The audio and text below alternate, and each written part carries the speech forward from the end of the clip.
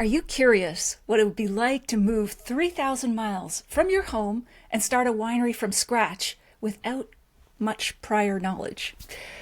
Why is biodynamic winemaking important not just for the environment, but also for the wine itself? And how do more than 100 woolly, darn cute sheep, a herd of cattle, and thousands of insects play a role in some of California's finest wines? Well, tonight you're going to get those tips and stories with our guest, whom I'll introduce momentarily. If you are watching this video on the replay, please in the comments type the word replay. I want to know where you are, what city you're logging in from, what's in your glass. And of course, if you're here with us live on the live stream, I want to hear from you as well. I'm Natalie McLean, and you've just found the most passionate group of wine lovers who gather every Tuesday at 7 p.m. Eastern to talk to the most interesting people in the world of wine. Now, this is a live stream that is streaming for the first time, but it's based on a recording that I made for my podcast, Unreserved Wine Talk. However, I will be live in the comments, so get in there and let us know. What questions do you still have? What tips or stories are you enjoying? And I'll be responding, as they say, in real time. Now, before I introduce our guest, let me just say that 3 of you are going to win a bottle of one of his spectacular wines. They're all from California. Yeah. There's a Cabernet and a Chardonnay, 2 Chardonnays, I believe. So all you have to do is email me at natalie@nataliemclean.com and let me know that you'd like to win. These are for Canadian residents, I have to say, because of shipping issues. But all you have to do is let me know that you'd like to win, and I will choose 3 people randomly from those who contact me. All right, back to our guest. Chris Benziger was still in high school when he and his family moved from White Plains, New York to California, wine country. Wow. He's going to tell us about that. He went on to earn a degree in marketing from the University of San Francisco while spending summers, weekends, and every spare moment working at the winery as a child laborer. He officially joined the Benziger family winery in 1993. Chris oversees the home ranch and is dedicated to the thriving biodynamic ecosystem of the estate, shepherding the Benziger flock of sheep, tending to the estate vegetables and fruit trees, and producing biodynamic preparations for his vineyards. Chris is hands-on. He likes to keep the soil from the vineyard in his nails. We'll get proof of that in a minute. Just kidding. Hey, Chris, welcome. It's so great to have you here with us. You're joining us from your home in Sonoma, if I understand correctly. In Glen Ellen, yes. Glen Ellen, there you go. Well, it's Sonoma Valley. We're like the Sonoma trifecta. We're on Sonoma Mountain, in Sonoma Valley, in Sonoma County. Oh, wow. That's one of those nesting doll things. Yeah. Yes. Like okay, great. Nesting dolls, you know. Well, great. Great to see you, Natalie. Yeah, you too, Chris. So you have got... happy holidays. Oh, happy holidays. Yes, to you too. And you have gotten a marvelous story. Now, let's talk about your grandfather first, because you have a long lineage of people in the booze business. He seemed like a real character. What did your grandfather do? Okay, so I come from a long line of boozy folks, and my grandfather Joseph, he was amazing. So he had a small importing company prior to Prohibition, and when Prohibition hit, he was like, "I'm not going out of business. I got a family to feed." So he did like a lot of people did. He kind of went underground, and he actually had this souped-up tugboat, which is amazing. That seems like an oxymoron, a souped-up tugboat. Yeah, I know, right? Right? It's kind of one of those things that didn't draw attention, but it went fast. I have an old picture of it. It doesn't look anything special, but supposedly it did the job. And he would go up into the Canadian Maritimes and load it up with whiskey. Wow. So our business depends on Canada. Excellent. Puts it back down into the East River in New York City. Then they would put it onto fishing scows and sneak it into the speakeasies. Oh. So he did that. It. But I think it was on his 4th or 5th voyage. The Coast Guard got wise because there was competition, and another Joe Kennedy, was a bootlegger, and he was putting all the other guys out of business. So he ratted on my dad, and that was the end of the booze cruise. Oh wow! Well, it could have been my relatives making that illegal whiskey for you. I'm from Nova Scotia, so I'm sure we're connected at You some know what? point way back. Wouldn't that be cool? Yeah. Well, my ancestors were kicked off their lands in Scotland for sheep, and we'll get to sheep in a moment. Another connection, but oh yeah, they had their hand in the whiskey barrel for sure. Um, that is great. So tell us about your family that you grew up in. It's Yeah. quite So large. Yeah. yeah. So I'm the youngest of seven. I have Wow. 19 nieces and nephews. Holy Nepotism run smokes. amok. And so after my father took over, brought back that importing company. So we were always had French wines on our table, champagnes, maybe some cognacs, and then he was importing Scotch as well. And then it was my oldest brother, Mike, who was super passionate about wine, and he opened up a small wine shop in New York. And this is in the early '70s. And then the first California winemakers were coming across, and he was tasting. It's like, God, this stuff is really good. And then he had this dream of like, why am I selling it? I want to make it. And he beat feet all the way out west. His compass was a little off. He ended up in Livermore and not Sonoma or Napa, but it didn't deter him. He got it to a winery. He worked there, became the winemaker in 5 quick years, which you could do back then because the business was in its infancy. Sure. And then what he did, he came back home to New York, and he got us all sitting down at our Sunday dinner. There was probably 13 of us around the dinner table at that point, and he goes, I want to start a family winery in California, and I want you guys to run it with me. Wow. And we're like, I'm thinking it's like a Beach Boys movie or something.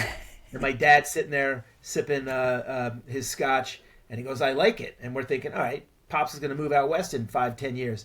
In six short months, my Holy. family is picking up from the metropolis of New York City and shooting 3,000 miles to a very rustic Sonoma County. They were still grazing cows on the central green in town. It was like the Beverly That's Hillbillies rustic. in reverse. Yeah, It absolutely. was so much fun. These knucklehead New Yorkers invading this quiet little cow town that it turned into the wine central. It was Oh my amazing goodness. time. You were 14 or 15 at the time. What was that? That must have been kind of a culture shock for you. Yeah. I didn't want to move, of course. Yeah. And being a punk 14-year-old, I ran away, and then nobody really noticed. So I'm like going back sheepishly, going, "All right, I guess I'm Six going." other kids. Yeah. They're like, Misplaced yeah, one. did we miss him? Is he here? And anyway, I ended up out there, and I was mad for about 9 seconds, and I saw how beautiful this place was. I instantly fell in love with it, and as they say, the rest was history. Lovely. Wow. Now, describe the property or ranch that your family took over. That's a really if you cup your hands, that's exactly what the property looks like. It's a little hanging valley on Sonoma Mountain. Sonoma Mountain is the major geological feature of southern Sonoma County. It's a volcano, an extinct one, we hope. It just pops up out of the valley floor, so it drives the weather in that area too. And we're halfway up in this volcano, so we have a 360-degree exposure to the sun, and it's this beautiful. It's just the views on this property are just spectacular because you're in this beautiful bowl. And it's very warm there. Its microclimate is quite warm, so we grow very nice Bordeaux varieties on this place. But when you come down the driveway, it's almost like a curtain is pulled back, and the property just presents itself. And it's got the best vibe to it. You always feel when you pull on that property that all your stress is gone, and you just feel so in tune with nature. Sounds like a pastoral, idyllic It scene. is. That's Yeah. a perfect word for it. A perfect word. And I invite all your listeners to please come and visit because you'll pick it up. Everyone finds this place just miraculous. I'm already feeling more zen talking about it. Now, It may the be actual. the tasting of the wine earlier today for me. Oh yeah. Now, the actual ranch you took over had been closed since yeah, was it yeah. 1860s ranch, and it was closed Yeah, during Prohibition? 1860s. It was. That's another crazy story. This was a working ranch settled in the 1860s. It was owned by this guy named Julius Wegner. He literally got it from the Spanish governor before California was a state, and he had a working ranch up there. People would come up there, but Prohibition hit them too, and they literally locked the front gate, and it was a ghost town for 55 years. Wow. And then we actually bought it from a doctor who bought it a few years earlier, and this doctor could have had his own sitcom because he was a very smart doctor, but he believed in the medicinal uses of marijuana. So he grew Cabernet grapes and marijuana right next to each other and made it into a wine called Cannabis Sauvignon. I'm not So making ahead this of up. his time. Oh my So God. ahead of his time. The locals That's just great. called it Sonoma Coma, but I love it. yeah. It's So- crazy when he left. Yeah. Just one little tip. He didn't want to leave. I don't know why. He was like had a temper tantrum or something. But he left dishes in the sink, food in the refrigerator, sheets on the bed, clothes in the closet. He just jumped in his car and took off, and we never saw him again. Wow. I know. Wow. Yeah. All sorts of antics. Oh my goodness. Yeah. This could be a TV show. Now, Yeah. are you located? I'm not sure if this is the place or another area, but are you located right like on the San Andreas Fault? We're not technically this ranch is on the San Andreas Fault. We have two other vineyards that are. We're very very close to it. We're actually on what's called the Rogers Creek Fault, which is an offshoot of that. Lucky us. But that is a major one of the reasons why the geology in our place is so fantastic because that subduction zone it's doing all this and pushing up. What is it? A subduction? Did you call it? It's called a subduction zone. Oh, I like that word. What does it mean? So you have one plate riding over the other, and that's why you have the Ring of Fire, the volcanoes from the Cascades, and then Sonoma Mountain, and all that, and it does these rollers, and what was on the bottom becomes up on the top, and then rolls back. So you have this crazy geological blender, if you will. And the soils make it amazing. Like on our ranch, because it's a series of eruption, the basement is basalt, then you have this beautiful red aggregate, then you have this stuff called welded tufa, which is white as ash, and then breccia, which is that lava clinker rock you see in Hawaii, bits of obsidian, and then it repeats itself. So when we dig pits, it looks like geological lasagna with the browns, the reds, the whites. It's I love just that. amazing. And every time, that was another one of the reasons why we wanted to get deeper roots, because every time the roots grow down and those different layers of minerals, they send out lateral root hairs, and those minerals go up into the grapes and give it that fingerprint of where it is, that magical word terroir. And it brings authenticity to the grapes and eventually to the wine. Oh, I love that. All the layers and the root hairs on Yeah, each yeah, layer. yeah, Like I can it's visualize really cool. that. Yeah. Yeah, it's really cool. So what happened during your first harvest there? Yeah. So this is a classic, almost Tom Sawyer-esque story here, because we had tons of passion. We didn't know what we were doing. We hired our first employee was a contractor, so he could help us build a building. And then all my brothers and cousins, sisters, wives, we'd get up every morning. And my dad, being an ex-Marine, he'd go, "All right, you guys, you're building the winery. You guys, you're planting grapes, or you guys are doing this." And then we'd go and attack what we were going to do. But we thought we could build the winery in the summer and then crush grapes in the fall, and we were sorely mistaken on the timing. So when our first harvest happened, the winery wasn't fully built. It didn't even have a roof. Oh, wow. We bought every extension cord we could because the electrical wasn't finished yet. We used car headlights to see at night. And the funniest part was we had ordered our stainless steel tanks, but they weren't delivered yet, and we didn't have a pad to put them on either. No tanks. That could be an issue. Yeah. That's an issue big time. So my dad used to work with this junkyard guy across the valley, and this dude was a character too. He was right out of Central Casting for Motorcycle Badass. He should have been in that show, Sons of Anarchy. He was Right. huge, like 6'5", had this big wild bushy black hair. He tied into a ponytail. He had the big beard. He wore the vest. He was a Hell's Angel. The denim, the boots. He was one tough hombre. Wow. And but his name, I just love his name. His name was Barry Gold. It had to be. I just Barry love that Gold. name. Barry Gold, the motorcycle guy. Don't mess with Barry. Don't mess with Barry, right? And so my dad calls. He goes like, hey Barry, my kid screwed up, and we're not getting our stainless steel in time. You got stainless steel in that junkyard? And Barry's like, sure, Bruno. What do you need? And he goes, I need 2,000-gallon tanks, but here's the kicker: we need it like right away. The grapes are coming in, and we're in a panic. And Barry goes, yeah, I'll get it there first thing tomorrow morning. Hangs up the phone. We're like, geez, Barry's got everything up in that junkyard of his. The next morning, our driveway it's a long drive. It's just shy of a quarter mile, and it's super dusty back then. We had not paved it. We didn't have the money. And these two tow trucks come rumbling down the driveway, billowing dust. And we're like, God, what has Barry got? And as they pull in front of the construction site, the dust settles, and I see the gleam of stainless steel. But then I see like a flash dance model leaning back in a chair with milk splashing on her. And the early Got Milk campaign was just getting started. And we're like, what? And Barry climbs out. The milk is dripping from the drain plug.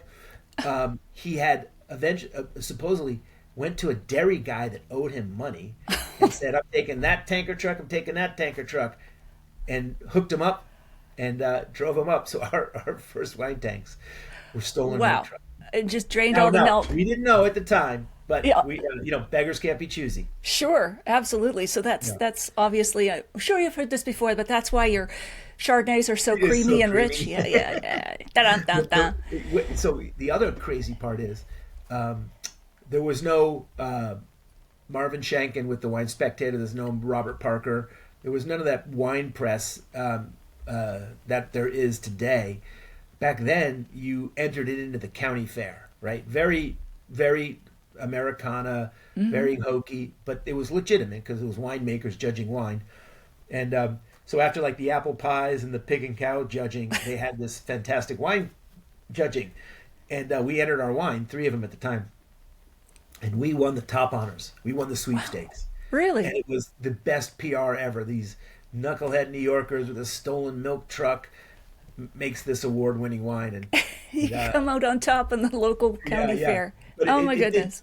It did teach us a valuable lesson that the most important thing is obviously not the shiny tanks, but it's the family passion. And what's cool about that is we still have that same passion, but a whole nother generation. Sure. And new tanks to boot. And real tanks, too. They don't have wheels on them. So you made a move to biodynamics, I believe, in the 80s or 90s when there was no textbook, sort of no one really doing it, or not many people doing it in California. Is that correct? Yeah, we were very much pioneers in this one. And, it's funny, back then it wasn't... there's this great quote from Gandhi. He said, first they ignored him, then they laughed at him, then they fought him, but then he won. And it was a little bit of our same arc with biodynamics.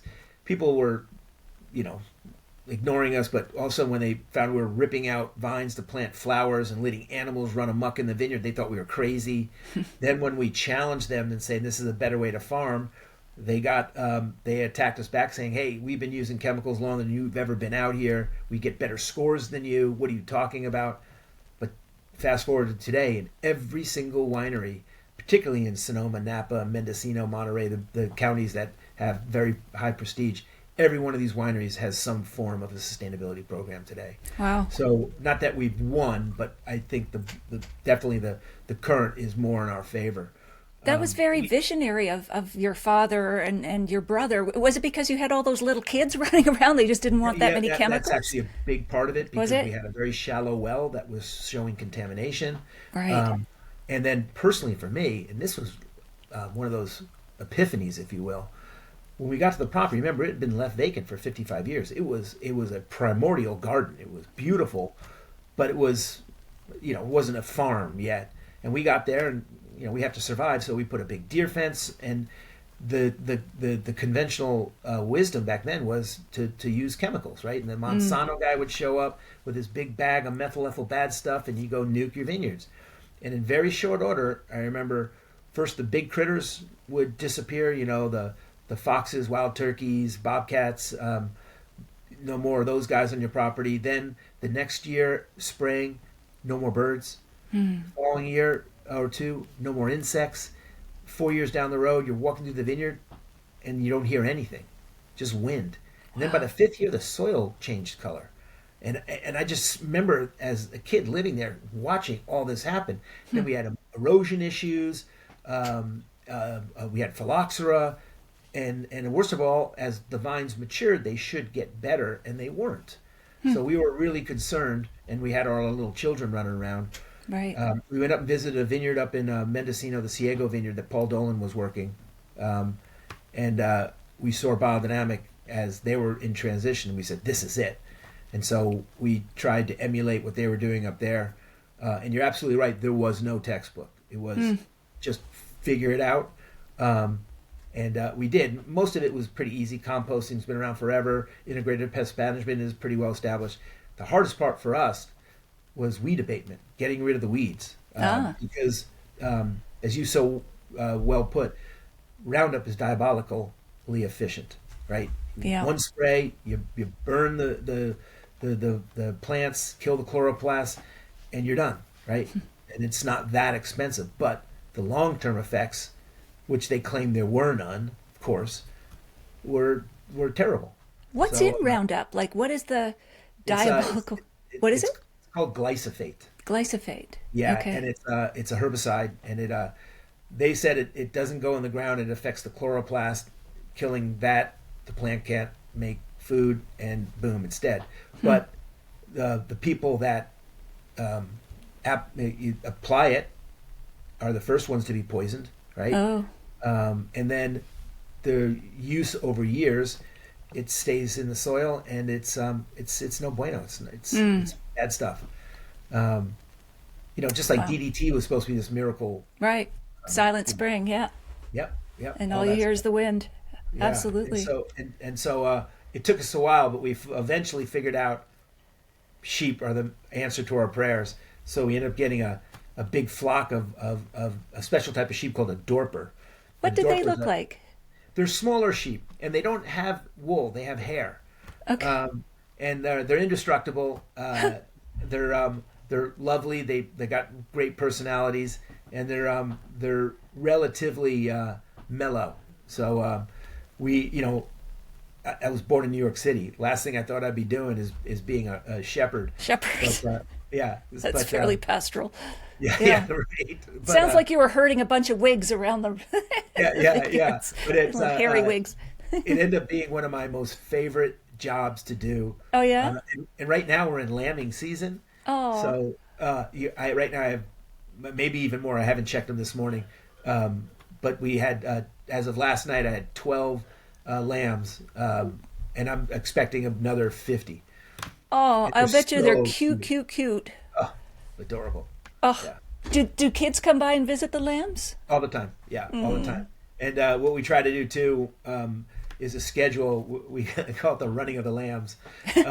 We take the lambs out into the vineyards to eat, and then as we put them back in at night, we have a barn dubbed the Sheep Chateau. Come on, got to stay on theme, right? Yeah.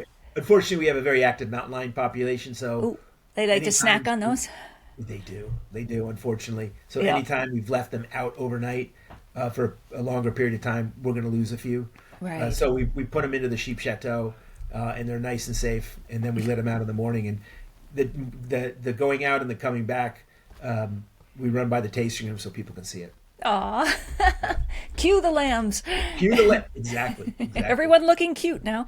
Yeah. So these little woolly eaters or lamb Meat mowers, eaters, yeah, that's lamb perfect. mowers, they're eating the weeds for you instead of having to use Roundup? Yeah, so amazing. Their little cloven hoofs are pushing debris down like leaves, eliminating mildew pressure, so no mildewcides. Okay. They're eating the grasses right underneath the vine, eliminating herbicides like Roundup, and they're fertilizing as they go. They're pooping out their back ends and helping fertilize the ground, helping with that mycorrhizal growth and all that good stuff. So they're and Rudolf Steiner, who is the father of biodynamics, he said that animals add the personality to a farm, and boy, was he right. Aw. And if I understand correctly, they don't like the unripe grapes. Like they're not interested in them, so you don't have to worry about that. No, they do love the leaves, though. Okay. And All right. they're not goats. Goats eat up, sheep eat down. Oh. But they will like jump on the back of a fellow sheep to get up to plants. So we and the most dangerous time is bud break. So we got to get them out of the vineyard at bud break Okay. because they love those little buds. They're Yeah, they're it's tender. yeah, it's like eating like jelly beans for them or something. So we gotta watch there. So they're in the vineyards for about 5 months, and then we move them to paddocks around the area so they don't do too much damage in the vineyard. Right, and they must get moved out because you're getting 50, 60 new lambs. It must be sort of like the circle of life. I don't know. It is. It is. It's a farm. We Yep. have to pull out the males. We keep the females, and then it's a constant thing. You move some young females in. Some of the older females get retired, and Yep. the cycle of life goes on. I guess you don't name them in that case. They're Or all do you? named Snowball, the lambs. Snowball. I love So it. if one snowball goes missing, there's another snowball right around the corner. Aw, Yeah. that's so cute. And what are you doing with the Scottish Highlands cattle? What do they do? Yeah, those guys are my favorites. Oh yeah? Yeah, the hairy coos. So here's a funny thing, Natalie. We got those guys first to do the grazing, right? Okay. Thinking, Biodynamics is big into cow horns and how cool would have a herd of Scottish Highlanders. So we did. We got a big herd of 12 Scottish Highlanders with a bull named Chewy who was 1 ton of fun. And in short order, they almost destroyed the vineyard we put them in Oh no. because they're gigantic and Right. they would scratch up against the fence posts and break those. Chewy literally like a forklift got under a vine to eat and then picked his head up and the vine just boop popped out of the ground. We're like, oh my god! Wow. And a fence, he didn't care. They would trample the fence down. And twice I had to cowboy him up from the town. I got a call from a sheriff at 3 o'clock in the morning once. Hey, come get your cows, Chris. The neighbors got a lot of entertainment out of it. Yeah, I'm sure they didn't have to take care of Chewy. And now But they're insect. they're Pardon used me? for their manure. Yeah. And we Okay. use So their you manure. graze them somewhere else and then use the Yeah, manure. yeah, and we use the manure one for composting and two for the horns Okay. cow Right. horns. For Yeah, the biodynamic preparations. preparations exactly. Yeah. And just a moment on those. Like some people think it might be a bit woo, but It's a little voodoo in the vineyard. Sure, I can see how people would think that. yeah, but you are having to pay closer attention to the vineyard, which I think has to be a good thing. Whether you believe in moon cycles or not, like Yeah, it's exactly. more attention. Your hands on everything. Yeah. And even though it sounds nuts, what you're putting cow poop in a horn and burying in the ground, what we're basically making is a plant probiotic. Okay, so that manure is attraction to these microorganisms in the soil, and they're just small enough where they can fit through. A cow horn is like a sieve of I guess it's keratin, the stuff that your fingernails are made out of. Right. And we get a cow that's calf, so it's stretched. So these little organisms can slip through this fibrous cow horn, and they eat that green gloppy cow poop, and they turn it into a beautiful humus. So after 6 short months, we take it out, and it's this beautiful, almost chocolate-covered humus. Then we put that in an earthen jar, and then we'll eventually put that into warm water and make a tea. And then we'll take that tea, usually doing a root flush. It happened about a month ago. And then we drench the soil in the vineyard, and it goes down and kind of feeds the roots at the last minute so they could push deeper into the soil and maybe get to another layer of that lasagna. Fascinating. So Wow. when you say it like that, then it kind of sounds, right? It's- But it's- like makes people sense. at Miracle grow this blue goo, and they don't think twice about putting that in their plants. True. And when something that's all natural, they're like, huh, what's this? But Yeah. this stuff is unbelievably healthy for the plants. And it totally makes sense. We're told as people now, get your fermented foods. That's the natural probiotic, whether it's kimchi, kombucha, yogurt, whatever. Yeah. Michael Totally Pollan makes has sense. that great book Cooked, where he we the biodynamics we talk about earth, water, fire, and he breaks his whole book up into those 4 chapters. Oh, really? It's amazing. Yeah. Yeah, you equate the four elements with the four fingerprints or influences of the vineyard, don't you? Exactly.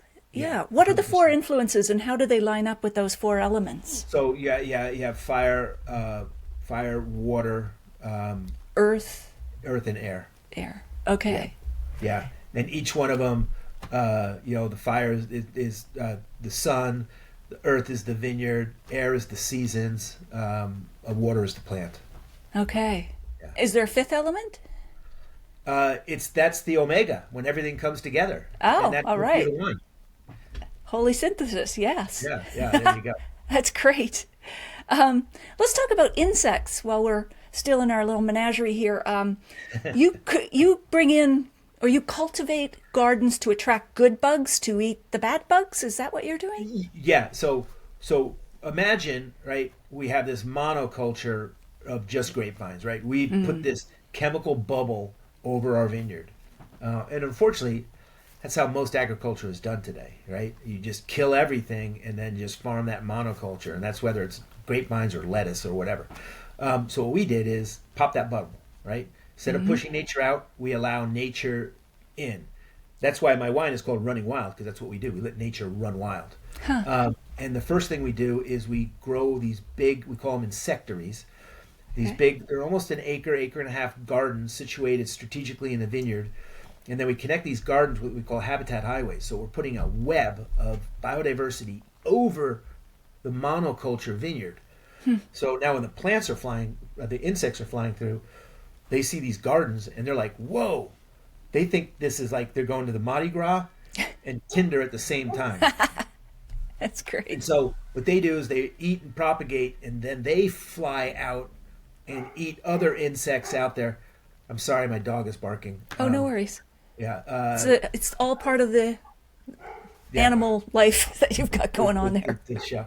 She's a good guard dog, although obnoxious right now. Just doing her job. But anyway, this web of life. So these insects go out there, instead of eating the plant, they eat they eat each other. Wow. Okay. And how do you get them to travel along the habitat highway? Are you just They, they'll smell they do something it. else? They do it themselves. They do it Okay. themselves. That's why it takes a long time to do it. It took us almost 7 years to get established. So it's a slow process, and it's not just insects; it's birds too, and other critters. Yeah. But it's you want to get that diversity back in. Right. Right. Wow. And is So, that so now why? you can start to heal the property. That's you get Yeah. rid of the insects now, because here's what's happened. And I'm sorry if I interrupted No, go you, for it. but you're in conventional farming. You're watering and feeding the plant from the top. Right. So the plant wants to go down, but it's like, wait a minute. It's like DoorDash. You're delivering everything right there. So it stays at the surface. So you end up getting this very shallow, anemic root system at the surface, Yeah. because it's being fed. So we got to do is like, hey, you got to go earn a living. So we cut that off. We don't water it. We don't fertilize it. And now the roots do what they want to do and go down into those different layers, find their own sources of moisture and nutrition. And that's how we get a better, more terroir-driven wine. Absolutely. Almost like they were heroin addicts or something. You Yeah, had to 100%. get It's them off very the drugs. similar to that. It's it's like eating a Red Bull and a Hershey bar every day. It's like not healthy at No. all. And we did this. They've done these root studies at the University of Washington. This guy, Professor John Regenhall, and he has an organic vineyard and a conventional one, and the root structures. It's amazing how different. One is shallow and very anemic, and the other one is dense, deep, full of vigor.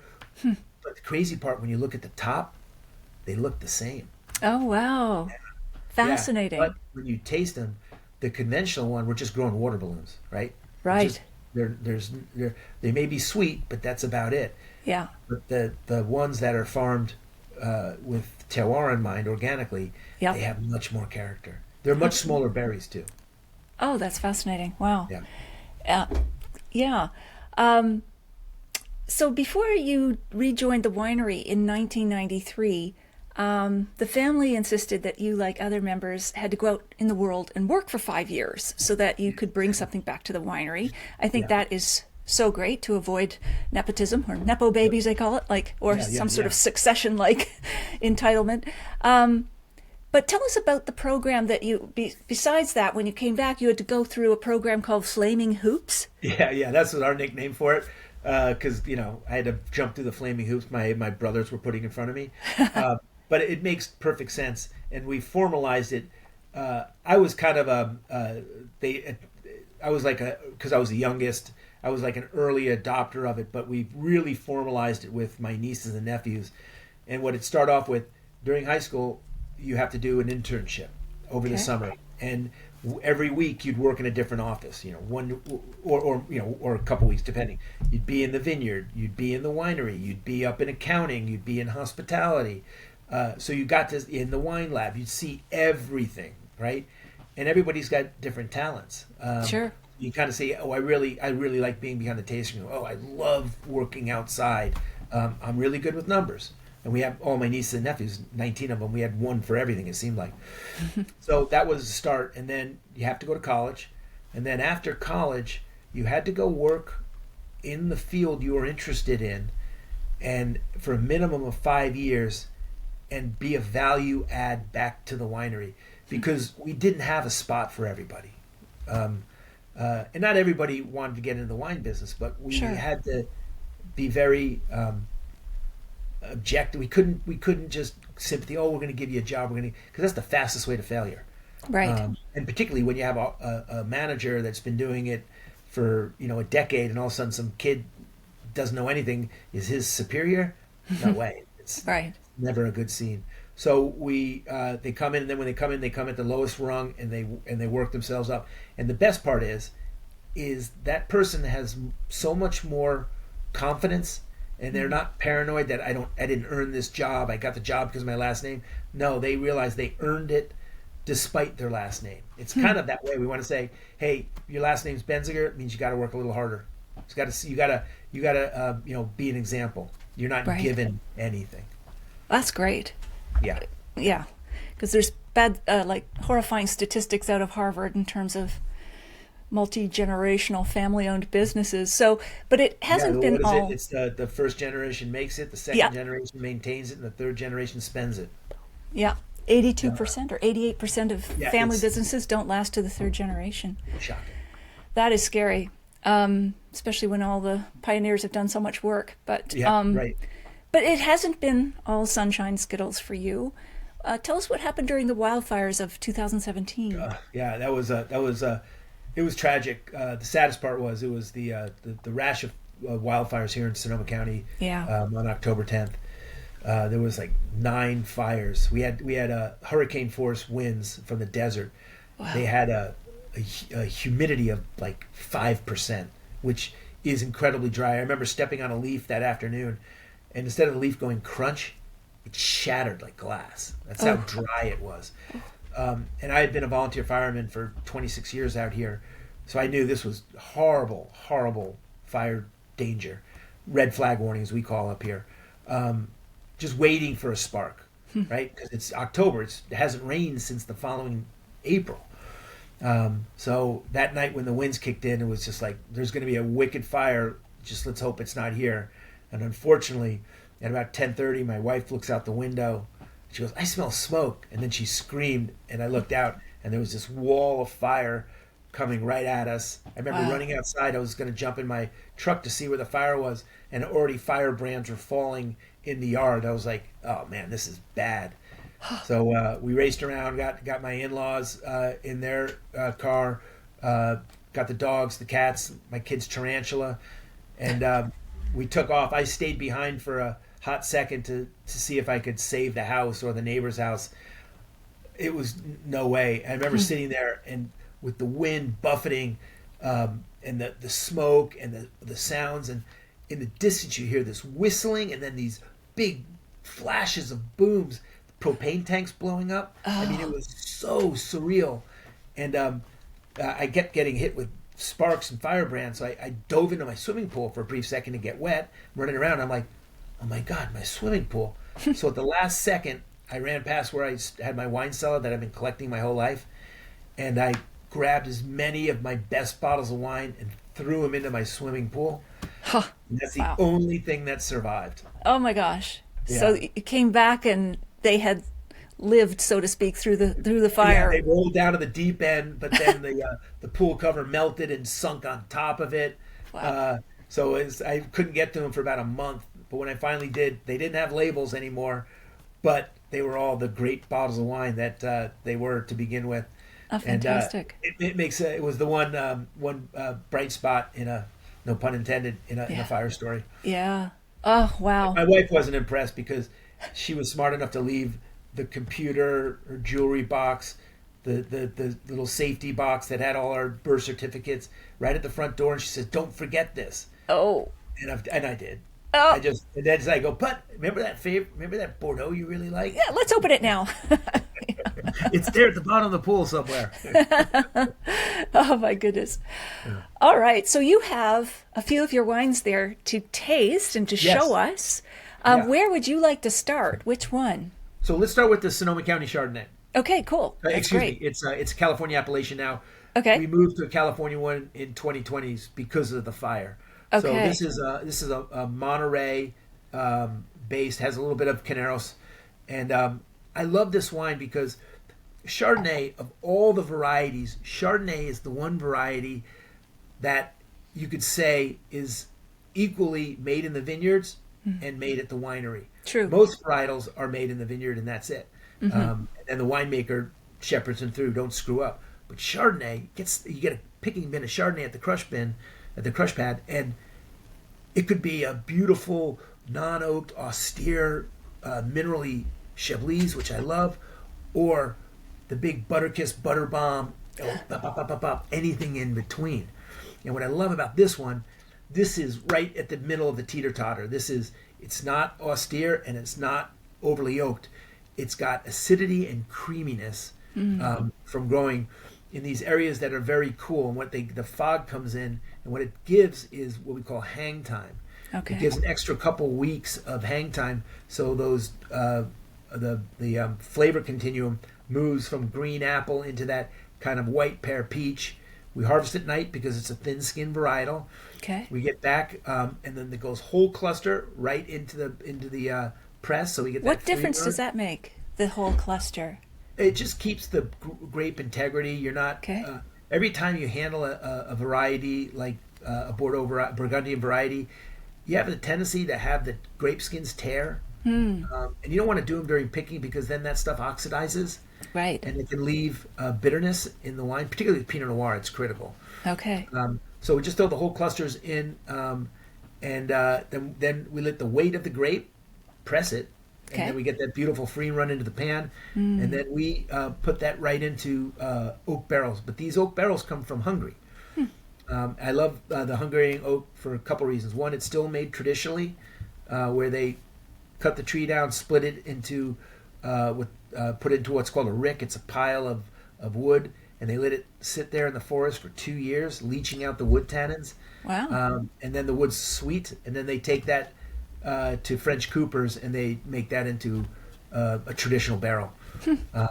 And so we let it age there. We do the surlies, the bâtonnage, the stirring.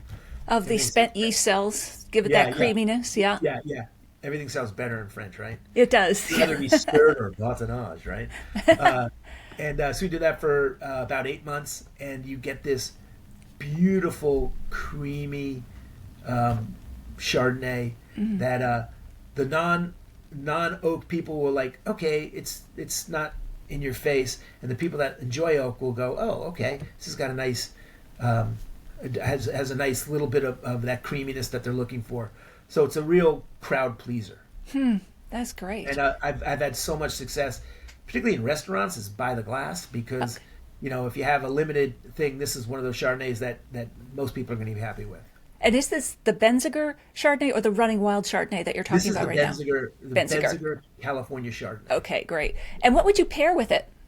Oh boy, this easily, I always think of lighter summer fares. So salads are dangerous because of salad dressing, but this could go with a fruit salad or Chinese chicken salad, which would be Okay. wonderful. Lighter fare, your flakier white fishes, it would go great with. pastas like an Alfredo, roast chicken. It's got some. It's not a wuss, right? Right. It's got good acidity. No wussy So, wines. yeah. Is that okay to say? Oh yeah, absolutely. No, Um, no, we're so gonna beep we want that. yeah.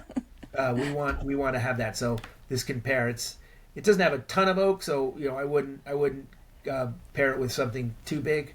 Right. It's still I would consider it light to medium body. Awesome. Cool. And then you have another Chardonnay there? Yeah, the Running Wild with the coolest label in the world. Oh, can you show us that one? Yeah. All So right, right up to the camera there. Oh, I see a cow and I see something on it. Is it the insect or a butterflies. sheep?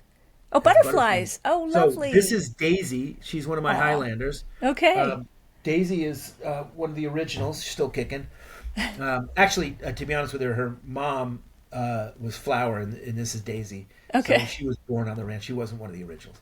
But anyway, it's called Running Wild because what I said earlier, we let nature run wild. So this is our whole adventure into sustainable growing, biodynamics, regenerative farming. So it's called Running Wild. And Daisy represents that with the butterflies to kind of have an image that strikes of a natural setting to make the wine in. I love The that. coolest part about this, Natalie, have you ever heard of the Piscinas? No, it sounds like something to do with, is it a pool or is it the Pisces? So Asteroid. it's an AVA. It's an Oh, AVA that's been around for a long time, but nobody okay. knows about it. No. It's in San Benito County, which when you think of wine growing areas, it's not top of mind. But this is in the northwest corner of San Benito, touching Monterey. So it's Monterey adjacent, Okay. and this is right on the San Andreas Fault. Huh. It's called the Gambian Mountain Range. It's a Okay. coastal mountain range, and limestone and all sorts of other minerals have been working in there. This is right below what's called the Pinnacles, which is a limestone structure. California doesn't have a lot of limestone, but this place is it's woven into these vineyards here. And because it's in the northwest corner, it has a lot of the tendencies that Monterey does. So Burgundian varietals do extremely well here. It's like a little sink, so that maritime fog settles in this area. And Cool. so we grow really beautiful Chardonnays and Pinot Noirs, Sauvignon Blancs too, for that matter. Sure. It's there's not a lot of vineyards down there, but the vineyards that are there are epic. Williams Salem has their Vista Verde vineyard, which makes some of their better wines, and then Calera has some vineyards there as well. I'm sure you're going to be hearing about the Piscinas in the future a lot more. Well, now we know. Be It's with the kind of cool getting kids. rediscovered, if you will. Pisces. It's like remember Paso Robles like 15 Yeah. years ago, nobody knew about it. True. It's kind of like that. We love it. Up and And coming. so with Running Wild, what I did here is I made this a little bit more in that Chablis style because I really love that style of wine. So Right. we bring this up. What I want to make is a mineral, beautiful racy acidity and creaminess. So this goes full malolactic, right? So you're getting that gorgeous creaminess in there. So that's the conversion of the harsher lactic acids to Yeah. mallow acids to the softer lactic acids, Right. just for those who might not be aware. But Now, yeah, when you think of mallow means bad, apple. Yeah, harsh. is think of a green apple. When you bite into a green apple, it's like, whoa, that's pretty Right. tart. Right. And then malolactic, it's the acid that's in a glass of milk, much Yes. more tame. Yes. And then the byproduct that is what's called diacetyl, and that's the flavor of creamy, that butteriness. So we love that. So I go through full malolactic, and then after 5 months, I take it out of the barrels and I put it into brand new, spanking new French oak barrels for 1 month. Ooh. So what I love about this is you get these kind of almost a honeyed pear aromas, but it's the flavor I love, that creaminess that rolls across the tongue, and then this acidity that, man, it cuts. And so this wine you could kind of do as a double play wine. You could cocktail with it easily, but boy, with food, kind of similar to the Benziger Chardonnay, creamy pastas, roast chicken, because of that acidity, it pairs really, really well with food. My mouth is salivating as you're describing this, so Yeah. you're doing your job there. And this was a real passion project Yeah. for me. This wine, I want it only to be kind of in restaurants. It doesn't even have a UPC code. That's the little jail bar thing you Yep. see on packaging. Yes. I really want this to be a special wine. Everything about it is personal, with Daisy on the label. Yeah. This newly discovered vineyard area, and the quality of the wine. I really love how it turned out. Sounds good. So we should ask for Daisy Benziger. Then we'll just say, no, Running Wild from Benziger. That's funny. And you mentioned, in association with this wine and perhaps others, regenerative farming. What is that? Is it beyond sustainable? So biodynamic is regenerative farming. Okay. Okay. But biodynamic has some baggage to it because biodynamic was part of a cult called anthroposophy, and it can get a little nutty when you go way out into the if you follow it to its end point. Sure. So regenerative biodynamic people are probably going to kill me now.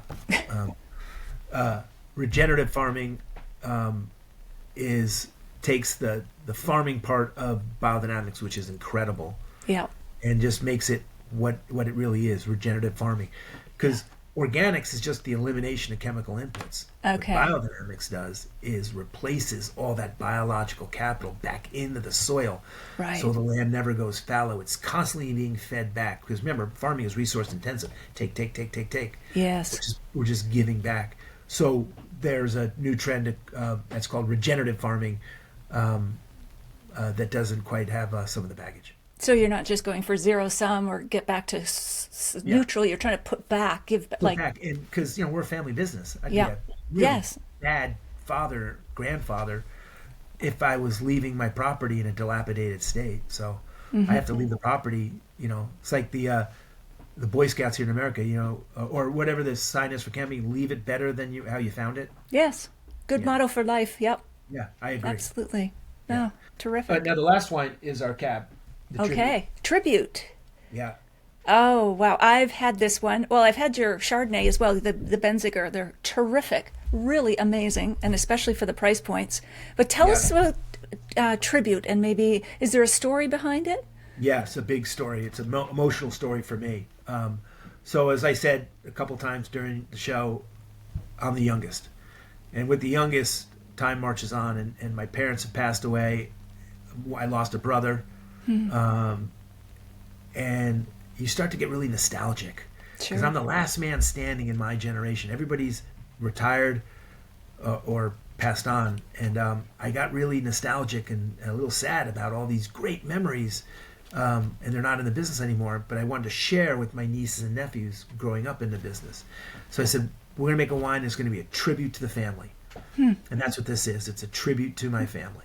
Wonderful. Yeah, Wow. it's a little hokey, but it means a lot to me. Oh. And also, it could not mean just my family. Whoever picks up a bottle of tribute, it could be a tribute to someone in their life. So Absolutely. something to kind of pay it forward, sort of. Absolutely. The message is right there, on and in the bottle, because as I say, it's a phenomenal wine, especially for the price. So, Thank you. Yeah, this wine is. I'm sorry, I'm running you over. I Yeah, apologize. no. But I just think it'd be great for, it's great for everyday drinking because of the price. But, if you want to give a gift wine, graduation, anniversary, birthday, whatever, tribute, it's right there. It is. It's the little engine that could. This wine, and it's what. First of all, it's Paso fruit, which Okay. Paso is amazing because Yes.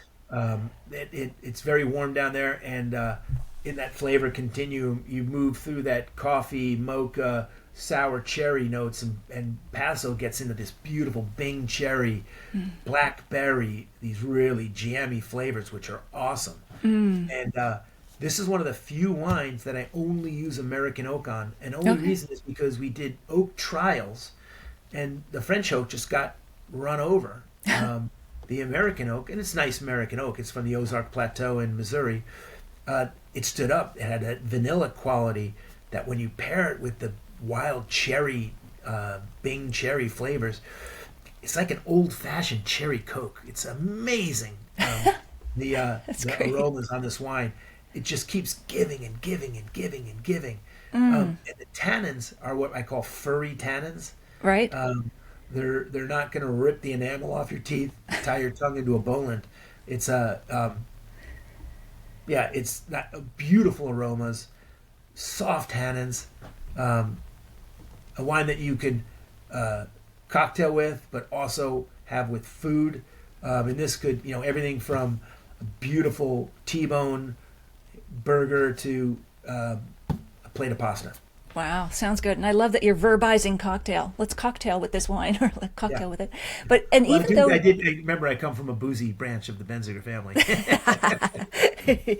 and even though you're talking about cherry cola or whatever, those are the aromas. It's not actually a sweet wine. So No, if no, people are no. kind of listening to this, it's like it's actually a dry wine, but it's got all these luscious fruit aromas that's just so ripe. And to be honest with you, it's a today with the trends of wine, they're getting more sweeter and sweeter. This is a very serious, very dry wine, and the Chardonnays are too. They're below threshold. Yeah. So even when we say butterscotch or buttery or whatever, Yeah. it doesn't. Yeah, it's a good Yeah. thing because sometimes, and people want to laugh, but people don't get it when you're constantly saying it has cherry, and they're like, "Where do you put the cherries in?" Right. So you're always talking that way. I used to And think when that. when you hear yourself, Yeah. you're like, "Yeah, okay, that makes sense." I would probably ask that question too if I wasn't living in the business. Or how can something be dry and mouth-watering at the same time? It's like Yeah, it's we because are it's full fermented to we are dryness. full of No sugar, but it's oxymorons, aren't we? making Yeah. your mouth water. Oh my gosh, those sound amazing. Anything else you want to say about? So I did want to say I was told I should probably talk about the pricing. Yeah, well, I think for just the Benziger and the Tribute, because the Running Wild is in restaurants, so Okay. that will be, it's a nice treat to have when you're out and about, and restaurants, the pricing will be all over the place. But for the two, I think, is it around 1995 Canadian? Yeah, you got it. Yeah, It okay. is right around there. Yeah. And January 18th, I think they're going to have a release. Or Daniel, my guy up in Canada, said they'll be available January 18th, and you nailed the pricing. Awesome. Well, we'll make sure this podcast comes out right in time. We'll whet their appetite. Like I guess too, when you talk about Tribute and your family label, Benziger, you are a family brand, a story brand. I mean, we see so many critter brands and concept brands that are developed by market research or focus groups or whatever. What does it mean to you to be a family brand or a story brand? Yeah, I call those whiteboard wines. Oh, yes. Yeah. And the family thing is and this is the thing I can't believe that my dad did, is he sold his business, the house. He, in that Roman tradition, he burned the boats. He wasn't going backwards. Wow. And that courage just is amazing to me now, as I'm his age now, and I'm like, would I have the guts to do that? I don't think so.